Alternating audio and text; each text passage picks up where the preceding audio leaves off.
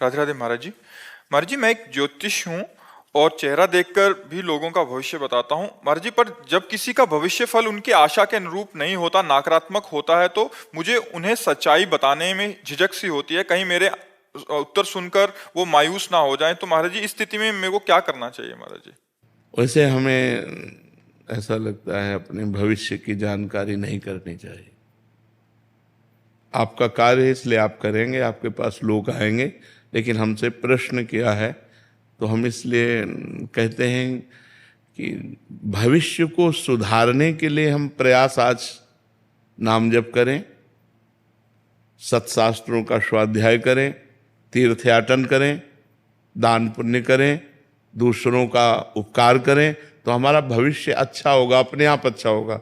जब हम भगवान का नाम जप करेंगे, जैसे हमारे भविष्य में बुरी बातें आनी हैं, वो हमारे पूर्व पाप कर्म के अनुसार, जो हमारे भाग्य में लिखा है उसी के अनुसार आती है।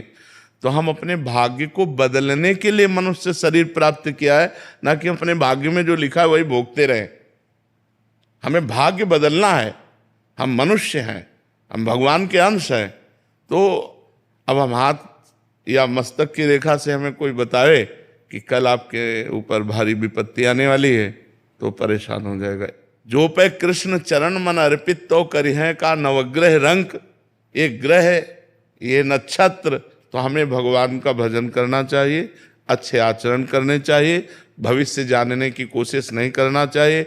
माना आपको ज्योतिष का ज्ञान है तो आप भविष्य भाग्य देखकर बता सकते हैं, लेकिन कुछ लोग ऐसे होते हैं जिनको कुछ ज्ञान नहीं होता है और लोगों को संकट में डाल देते हैं।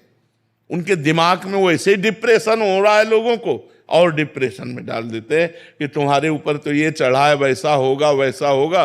वो आदमी पर इतना तक गलत शिक्षा दे देते हैं। ऐसे भी उपदेशक होते हैं जिनको ज्ञान नहीं है। ऐसा कैसे हो सकता है?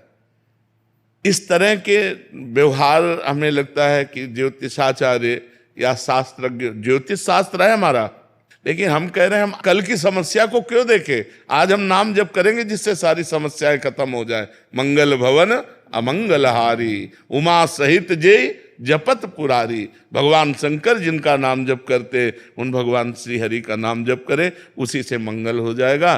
और आपको चाहिए कि जो उनका मंगल करे, जिससे उनका उत्साह बढ़े, वो बातें आप बताइए।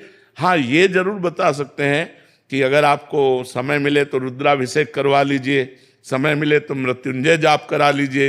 ये मंगलमय कार्य बता सकते हैं, लेकिन ऐसी कोई बात ना बताएं जिससे वो आदमी डिस्टर्ब हो जाए, जिससे वो आदमी अपनी शांति खो दे, जिससे आदमी अपनी वो बुद्धि का कंट्रोल खो दे और कुछ ऐसा कर बैठे।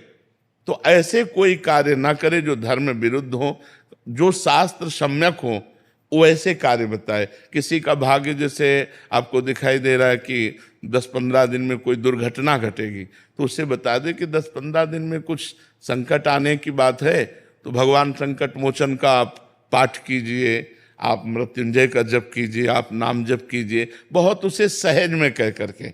जैसे हम डॉक्टर को शिक्षा देते हैं कि पहली डॉक्टरी आपकी मृदु भाषा है। अरे कुछ नहीं, आप जैसे हजारों रोगी ठीक हो गए भाई, तुम निश्चिंत रहो।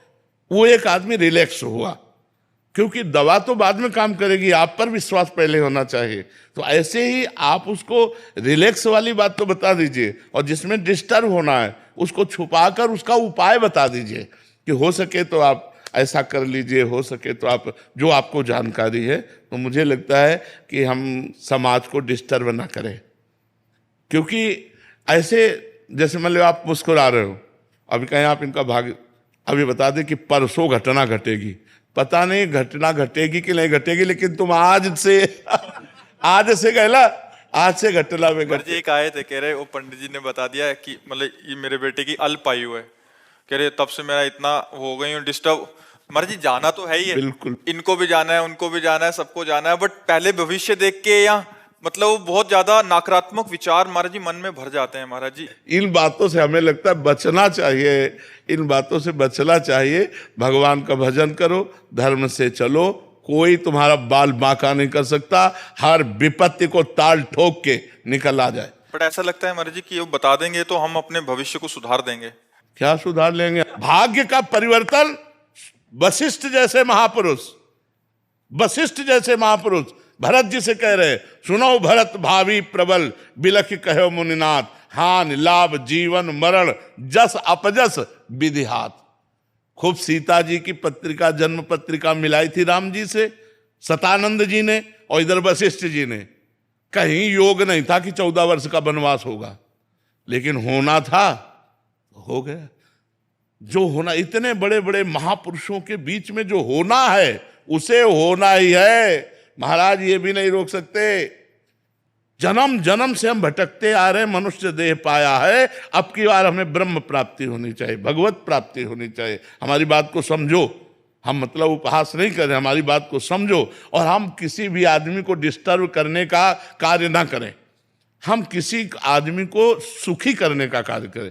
जैसे हमारे पास कोई आया है, भाई हमारे भाग्य की, तो हम उसके भाग्य में अगर देख पा रहे हैं कि संकट है, तो हम उसको उपाय बताते हैं, लेकिन संकट नहीं बताते। यार ऐसा कुछ लगता है कि अगर आप मृत्युंजय जाप करा लो तो और अच्छा रहेगा, ये नहीं बता रहे कि 15 दिन में ऐसे से ऐसा हो जाएगा, नहीं, ऐसे ऐसे नहीं।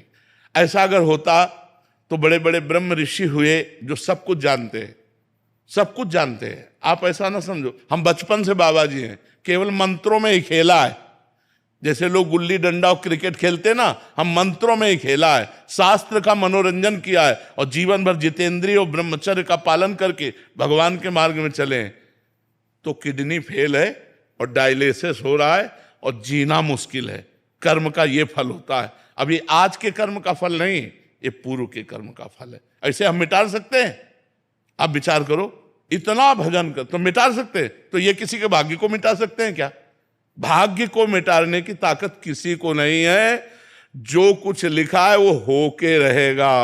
होई सोई जो राम रचि राखा, को करी तर्क बढ़ा। तो अस कई जपन लगे हरिनामा, भगवान का नाम जप करो, इसी में मस्ती है।